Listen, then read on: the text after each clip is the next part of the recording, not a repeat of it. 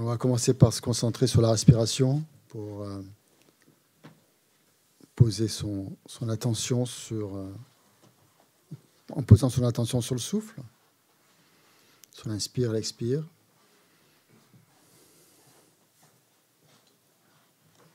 Donc on peut commencer par prendre une grande inspiration, faire comme on l'a dit Geshe-la ce matin, la retenir quelques instants, puis relâcher, soit silencieusement, soit en disant les syllabes sacrées du corps, de la parole et de l'esprit, Om Aung.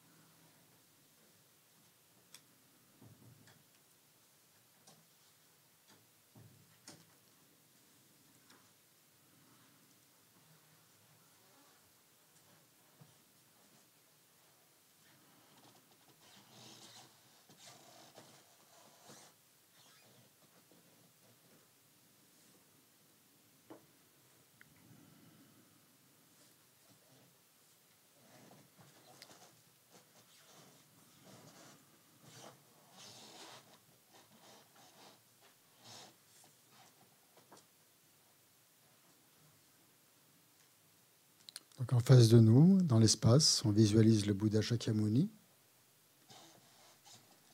en posture adamantine, avec tous ses attributs. Sa robe de moine,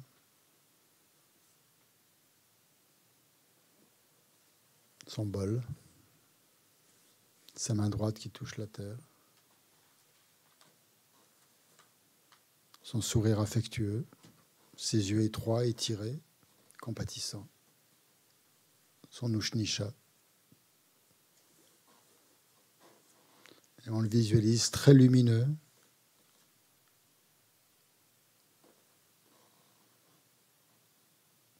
aussi brillant que le soleil.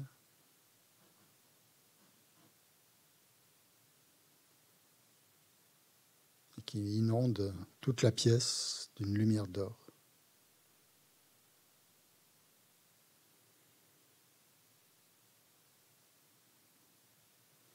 Et dans l'espace, tout autour de lui, il y a de nombreuses déités, bodhisattvas, Bouddha, maîtres réalisés.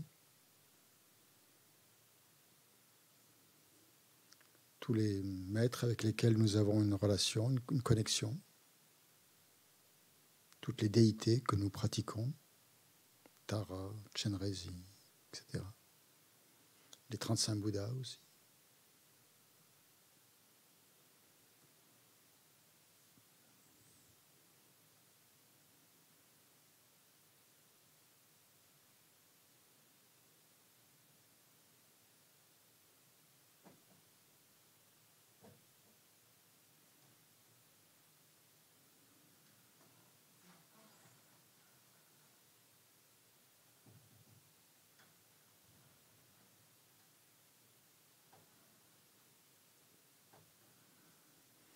Et autour de nous, on visualise tous les êtres, dont notre Père à droite, notre Mère à gauche, très distinctement. On imagine une quantité infinie d'êtres vivants qui sont tous sous forme humaine, mais avec leurs souffrances spécifiques à leur royaume d'existence.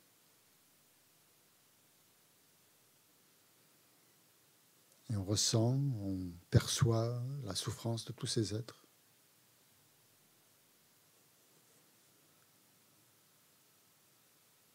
Des êtres innombrables. Nos pères et nos mères, des vies antérieures, qui sont intoxiqués par les souffrances infinies et inimaginables de chacun des 6 états d'existence du samsara.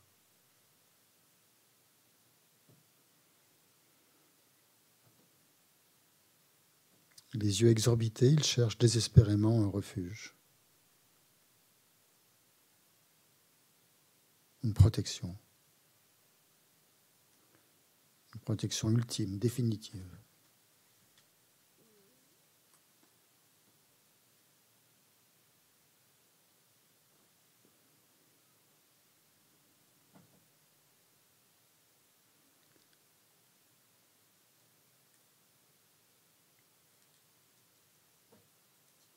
Les pensées, moi aussi je tourne en rond continuellement dans les 6 états d'existence du samsara. Depuis des vies et des vies, j'endure d'incroyables souffrances. Depuis des renaissances sans commencement. Et jusqu'à aujourd'hui, je n'ai toujours pas trouvé le moyen de m'en libérer. Je suis toujours prisonnier du samsara.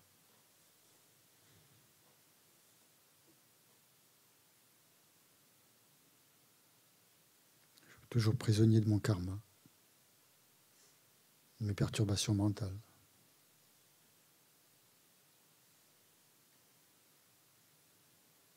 Je n'ai aucun contrôle.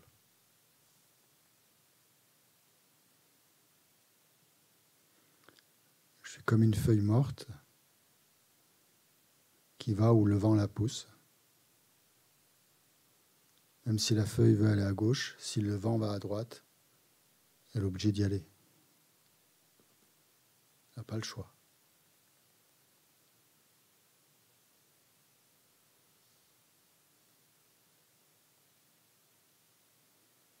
Donc on ressent qu'on est complètement assujetti au karma.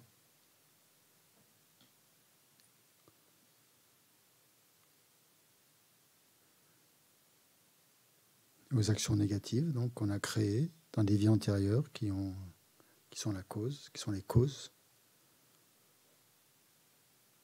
de notre errance dans le samsara.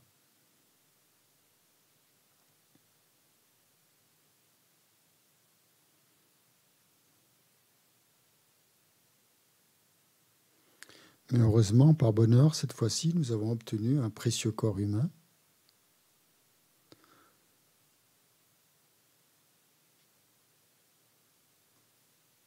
Par bonheur, nous avons rencontré l'enseignement le plus sublime, le dharma du Bouddha. Nous sommes nés à une époque où le Bouddha a enseigné, où ses enseignements sont encore disponibles, où il y a encore des gens qui les pratiquent, où il y a encore des maîtres spirituels qui nous guident.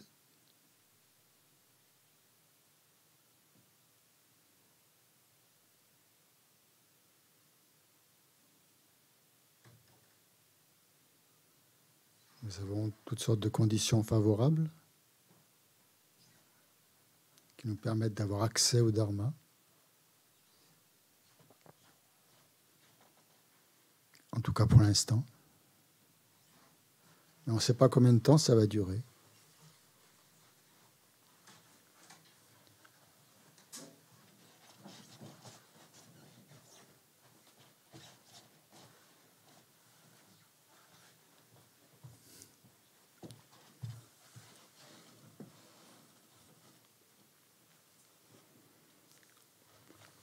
il n'est pas certain que nous ne mourrons pas aujourd'hui.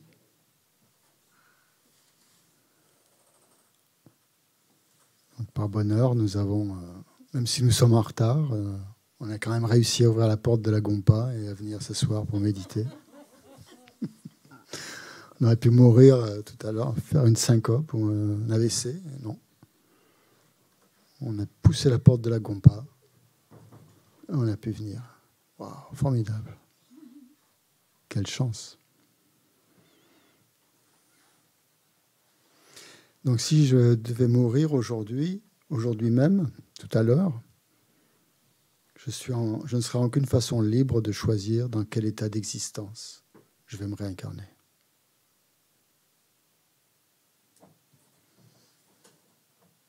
Il est possible que je me retrouve précipité dans l'un des états d'existence inférieurs du samsara.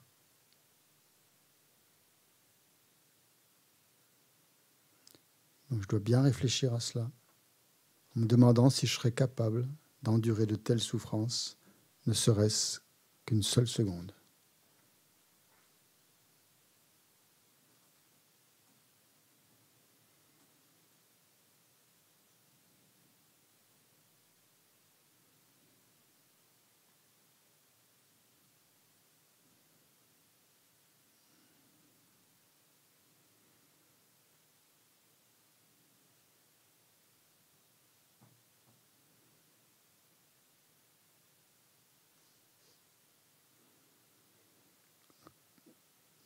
Ces derniers jours, il a fait assez froid.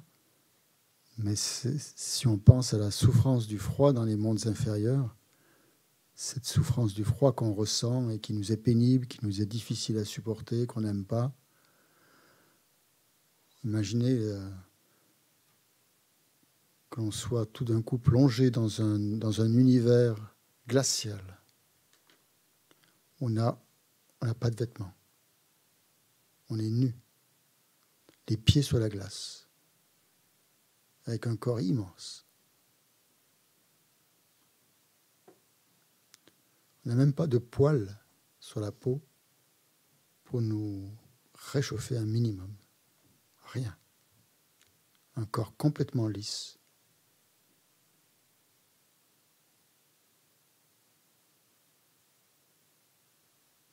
Qui est comme un glaçon.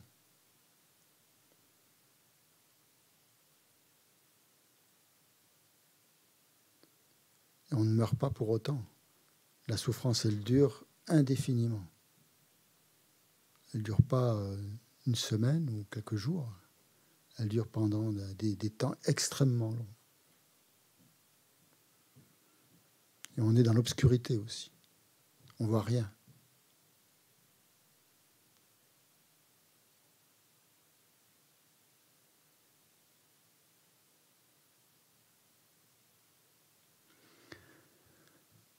Dans notre continuum, il y a des graines négatives qui pourraient nous faire renaître dans ces états-là.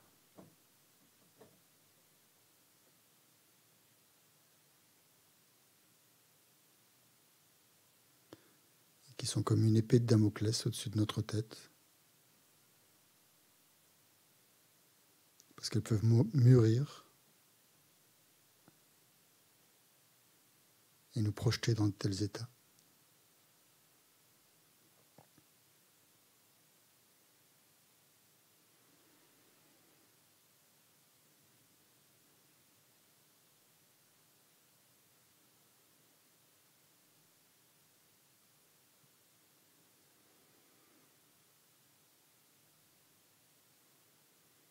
Et la cause donc de ces états de souffrance, en fait, donc ces perturbations mentales qui nous ont amenés là, donc, sont responsables. Ce sont elles qui ont créé ces graines, ces empreintes. Donc il nous faut absolument les éliminer.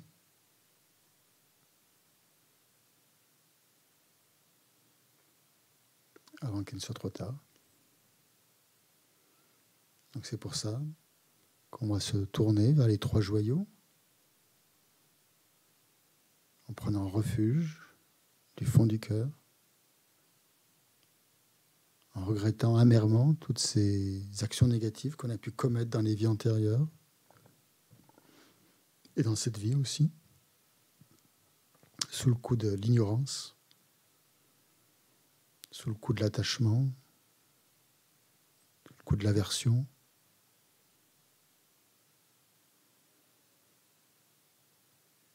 Ces actions, nous les avons créées avec toute leur force.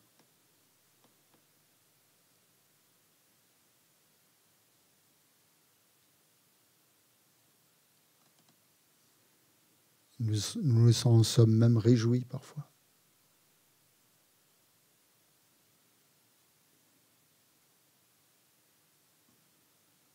Donc pour éviter les résultats karmiques négatifs de ces actions, comme par exemple le fait d'être projeté dans un monde inférieur, qui est le résultat de pleine maturation, ou le résultat similaire à la cause, c'est-à-dire de devoir endurer les mêmes souffrances qu'on a fait subir aux autres, ou d'avoir dans notre continuum les tendances qui nous font créer en continu les mêmes actions, ou les résultats environnementaux qui font qu'on renaît dans un endroit, dans un univers très hostile, très dangereux ou très sale.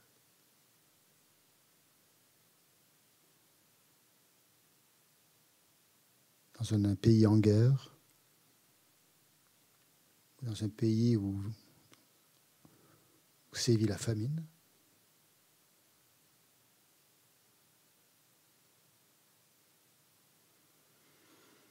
Personne ne choisit de renaître paralysé ou dans un pays en guerre.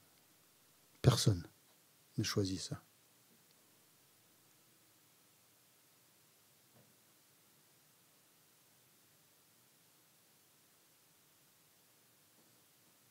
Donc tout ça, ça se produit à cause des graines, à cause du mûrissement karmique. Donc on regrette, on ressent un remords profond pour ces actions négatives, comme si on voulait extirper ce poison de notre organisme.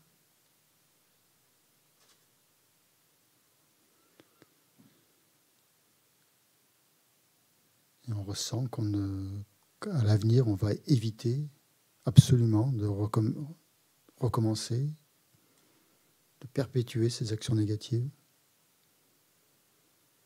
Et on se tourne vers les trois joyaux avec une confiance totale, en étant conscient de leur qualité, de leurs aptitudes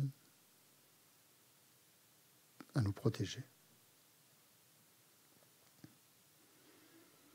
Donc on va réciter ensemble la prière de refuge en ayant pleinement confiance et en sentant que du Bouddha donc, émanent des rayons de lumière qui nous purifient de ces actions négatives, qui les éliminent complètement de notre courant de conscience, quelle qu'elle soit. On va réciter juste Namo Gurubhya, Namo Buddhaya, Namo Dharmaya, Namo Sanghaya, 3 fois, en visualisant donc ces rayons de nectar qui nous purifient. Namo Gurubhya, Namo Buddhaya, Namo Dhamaya, Namo Sanghaya, Namo Gurubhya, Namo Buddhaya, Namo Dharmaya, Namo Sanghaya, Namo Gurubhya, Namo Buddhaya, Namo Dharmaya, Namo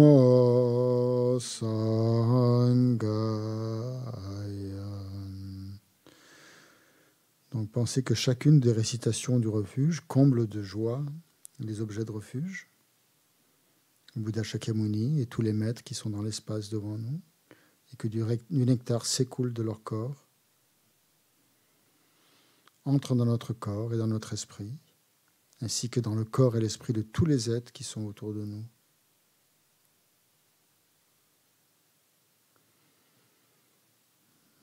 Imaginez que ce nectar purifie complètement toutes vos maladies, tous les maux causés par les esprits, les obstacles à notre longévité, les karmas négatifs, les obscurcissements,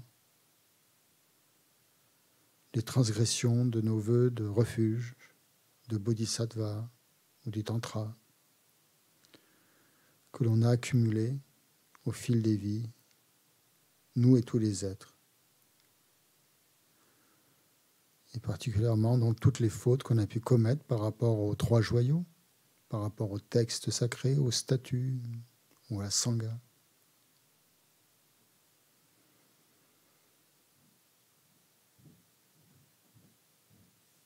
Et que ce nectar développe aussi en nous et dans notre esprit toutes les qualités, accroît notre vie, accroît nos mérites, accroît notre compréhension des textes, et accroît aussi nos réalisations. Et grâce à ce nectar, en fait, nous et tous les êtres sommes placés sous la protection des 3 joyaux. Et on ressent une grande paix et un grand bonheur intérieur à cette pensée, qu'on est désormais complètement protégé. À condition, bien sûr, de respecter la loi du karma.